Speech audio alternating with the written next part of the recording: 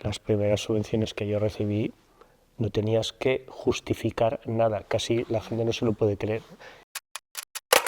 ¿Y ha mejorado? Es decir, ¿el producto que tú estás haciendo es mejor? No.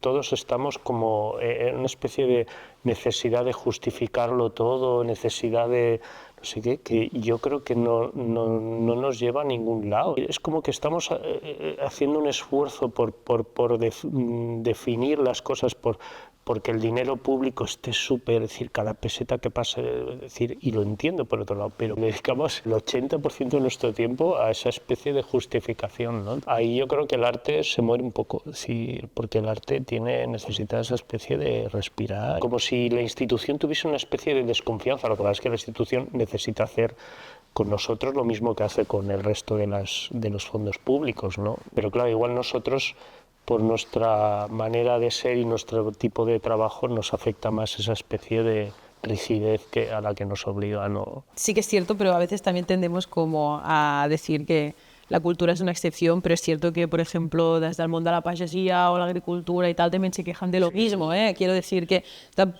este problema de la sistematización de la burocracia creo que es bastante transversal.